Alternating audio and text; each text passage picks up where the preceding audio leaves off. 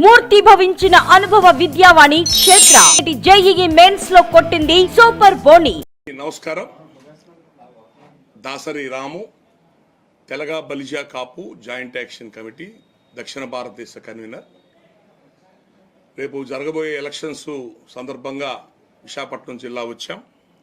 జిల్లాలో Janasena party, BJP party సంబంధించిన అభ్యర్థులు ఉన్న ప్రాంతాలన్నీ కూడా వెళ్ళటం జరుగుతుంది.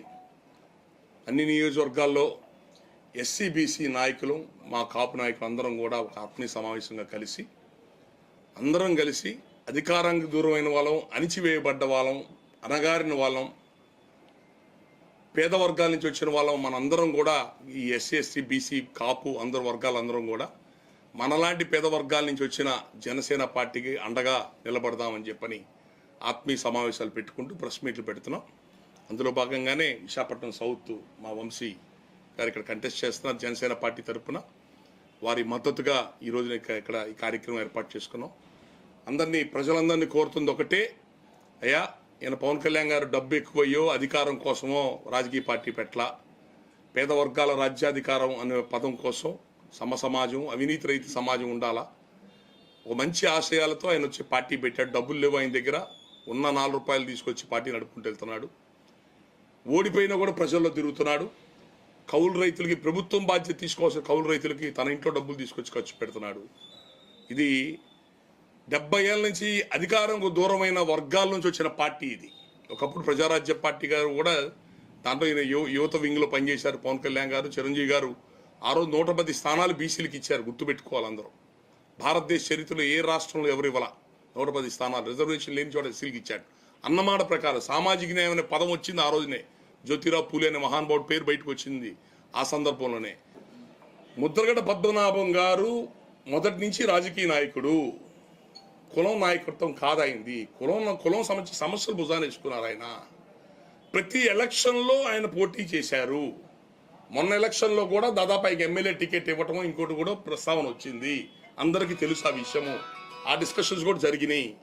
ముఖ్యంగా పద్మనాభం గారి సబ్జెక్టు మనం ఎందుకు సీరియస్గా తీసుకోవద్దని చెప్తున్నానంటే, ఆయన ఏ రోజు ఈ పార్టీతో లేరు. ఒకప్పుడు ప్రజారాజ్య పార్టీ పెట్టిన రోజున కూడా ఆయన చిరంజీవి గారికి వ్యతిరేకంగా ఏ కారణం లేదు. ఆయన సామాజిక వర్గం నుంచి వచ్చిన చిరంజీవి గారిని వదిలేసి రాజశేఖర రెడ్డి గారికి సపోర్ట్ చేసి కాంగ్రెస్ పార్టీలో నిలబడి, పిఠాపురంలో నిలబడి ప్రజారాజ్య పార్టీ వ్యతిరేకంగా ప్రచారం చేసి పిఠాపురంలో ఆయన ఓడిపోయారు. ఆ రోజు వంగ గీతా గారి చేతిలో ప్రజారాజ్య పార్టీ గెలిచింది. అక్కడ జనసేన పార్టీ పెట్టిన రోజు నుంచి ఈ రోజు దాకా ఆయన ఏ రోజు జనసేన పార్టీకి ఎప్పుడు నైతిక మద్దతు ఇవ్వలేదు, సలహాలు కూడా ఇవ్వలేదు. ఆయన మొదటి నుంచి రాజశేఖర రెడ్డి, జగన్మోహన్ రెడ్డి గారికి ప్రోగానే ఉంటున్నారు. రాజశేఖర రెడ్డి 6 ఏళ్ళు పరిపాలన ఉన్నప్పుడు రిజర్వేషన్ గురించి ఎత్తలా. ఇప్పుడు జగన్మోహన్ రెడ్డి 5 ఏళ్ళు రిజర్వేషన్లు ఉన్నప్పుడు 5 ఏళ్ళు అది సీఎం ఉన్నప్పుడు 5 ఏళ్ళు ఎత్తలా. మధ్యలో చంద్రబాబు నాయుడు వచ్చినప్పుడు మాత్రం రిజర్వేషన్ గురించి ఎత్తాడు. చంద్రబాబు నాయుడు ఓడిపోగానే మళ్ళీ ఇంటికి వెళ్ళిపోయారు. ఈ రాజకీయ కోణాలుగా ఉన్నాయంటే వ్యక్తిగత కక్షలు చంద్రబాబు నాయుడుకను పద్మనాభ గారికి వ్యక్తిగత కక్షలు ఉన్నాయో మాకు తెలియదు. ఒకప్పుడు కలిసిపోయి చేశారు టీడీపీ ఉంటే మినిస్టర్స్ ఇద్దరు. ఆ వ్యక్తిగత దాంట్లో రోడ్డు ఎక్కుతున్నారేమో తెలియదు. కానీ ఆయన ఏ రోజు కూడా చిరంజీవి గారి కుటుంబానికి, పవన్ కళ్యాణ్ గారికి ఆయన ఏ రోజు ఆయన మద్దతు లేదు, సహకారం లేదు. ఈ రోజున ఆయన మొదటి నుంచి రాజశేఖర రెడ్డి, జగన్మోహన్ రెడ్డితోనే సాఫ్ట్ కార్నర్ ఉన్నాడు. ఆ పార్టీ యొక్క గైడ్ లైన్స్ లో మాట్లాడుతున్నాను నేను అనుకుంటున్నాను. ఆయన పిఠాపురం గురించి మాట్లాడటం ఆయన స్థాయిని దిగజార్చుకోవటమే.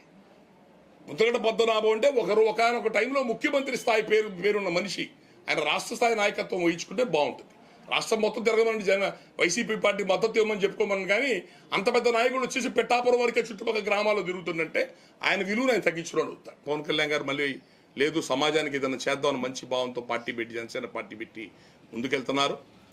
మనలాంటి పేద వర్గాల నుంచి వచ్చిన పార్టీ, మనలాంటి పేదవాళ్ళలో రాష్ట్ర స్థాయి పెట్టి, రాష్ట్ర స్థాయిలో పార్టీలు పెట్టి వ్యవస్థలు నడిపే అంత శక్తి ఎవరికి లేదు. చాలా తక్కువ మంది మనలాంటి నాయకత్వం వచ్చేవాళ్ళు. వచ్చిన నాయకులు కాపాడుకోమని కోరుతున్నాయి పేద వర్గాల్ని. నాయకుడు రోజు పుట్టడు, దశాబ్దానికో శతాబ్దానికో పుడతాడు. మన కోసం వచ్చిన నాయకుడిని కాపాడుకోలేకపోతే మళ్ళీ అవినీతి పరుల చేతుల్లోనో, కులాల అహంకారాలతో, అధికారాలతో పెత్తనం చేసే వాళ్ళ చేతిలో పడిపోవాల్సి వస్తుంది. కొంచెం కళ్ళు తెరిచి అందరూ కూడా ఒక మంచి ఆలోచనతో ముందుకెళ్ళండి. రాష్ట్ర పరిస్థితులు చాలా దిగజారిపోయి ఉన్నాయి.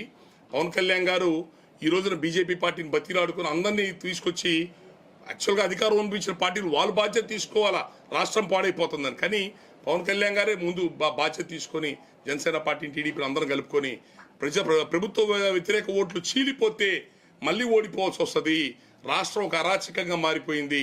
అవినీతి పరిపాలన, దౌర్జన్యాలు ఎక్కువైనాయి, భూములు స్కాములు, దౌర్జన్యంగా భూములు కొనుక్కోటాలు, అన్ని సెటిల్మెంట్లు చేసుకోవటాలు, ఇసుక మాఫియా, చీప్ లిక్కర్ మాఫియా, ఈ గందరగోళం వ్యవస్థలతో రాష్ట్రం పాడైపోతుంది. తెలంగాణ నుంచి విడిపోయి వచ్చినప్పుడు అప్పటికే ఆర్థిక వనరులు లేవు, రాజధాని లేదు, ఉన్న పాడైపోయిన ఈ రాష్ట్రం ఇంకా భ్రష్టుబట్టి ఎల్లరైపోతుంది. అటు అమరావతి రాజధాని కాదు, ఇటు వైజాగ్ రాజధాని కాదు. అమరావతిలో 10,000 కోట్లు పెట్టుబడి పెట్టిన ఆ బిల్డింగ్లు దేని వాడాలో చెప్పరు, చెప్పకుండానే వైజాగ్లో రాజధాని అంటారు. అంటే కేంద్రం 10,000 కోట్లు ఇచ్చింది, మళ్ళీ రేపు పొద్దున ఇస్తా, మళ్ళీ ఇవ్వమంటే మన దగ్గర డబ్బులు ఉన్నాయా? మన రాష్ట్ర ప్రభుత్వం ఒక్క నెల జీతాలు, ప్రభుత్వ జీతాలు ఇవ్వడానికి డబ్బులు లేవు. ఒక్కరోజు ప్రభుత్వం యంత్రాంగం నడవాలంటే అప్పులు చేసి నడపాలా. అందుకనే పవన్ కళ్యాణ్ గారు బీజేపీ పార్టీ గట్టిగా పట్టుబట్టి కలుపుకుంది ఏంటంటే, కేంద్ర సహకారం లేనిది ఈ రాష్ట్రం నడవదు, కేంద్రంలో మళ్ళీ బీజేపీ రాబోతుంది, కాబట్టి కేంద్రం యొక్క సహకారం కావాలా. రేపు ఎలక్షన్స్ సజావుగా సాగాల, వాళ్ళ దౌర్జన్యాలు ఆగాలన్నా బీజేపీ కావాల్సిందని చెప్పని బీజేపీ పార్టీ కూడా ఒక కూటమిగా కలుపుకొని ఈరోజు ఎలక్షన్కి వెళ్తున్నారు. మన వంశీకృష్ణ యాదవ్ గారు మన పేద కులాలు, బీసీ కులాలు, యాదవ్ కులం బీసీ కులం నుంచి వచ్చిన ఆయన. మన పార్టీ జనసేన పార్టీ పేద కులాల నుంచి వచ్చిన పార్టీ. దయచేసి కాపులు, బీసీ, ఎస్సీలు అందరినీ కోరుతుంది ఒకటే, మన పేద కులాల నుంచి వచ్చిన జనసేన పార్టీని, బీసీ కులస్తుల నుంచి వచ్చిన వంశీకృష్ణ యాదవ్ గారిని మీరందరూ కూడా ఓటు వేసి గెలిపించాలని చెప్పని మిమ్మల్ని పేరు పేరున కోరుతున్నాము. ఎలక్షన్కి వెళ్ళినప్పుడు దయచేసి ఎక్కడ ఒక కన్ఫ్యూజ్ అవ్వబాకండి. దయచేసి మొదటి ఓటు ఎంపీది ఉంటుంది, మొదటి ఓటు. రెండో ఓటు ఎమ్మెల్యేది ఉంటుంది. ఆ ఎమ్మెల్యే ఓటు దాంట్లో గాజు గుర్తు, జాగ్రత్తగా గాజు గ్లాస్ గుర్తు ఉంటుంది. జాగ్రత్తగా మీరందరూ కూడా మీ అమూల్యమైన ఓటు వేయండి. రాష్ట్రాన్ని అంధకారంలోకి వెళ్తామా మళ్ళీ అభివృద్ధికి వెళ్తామా అన్నది రేపు ఎలక్షన్లో తేలిపోతుంది. కొంచెం బాధ్యతాయుతంగా ఉండమని కోరుతున్నాం. సుమన్ టీవీలో మీ పర్సనల్ అండ్ బిజినెస్ ప్రమోషన్స్ కోసం కింది నెంబర్కి కాంటాక్ట్ చేయండి.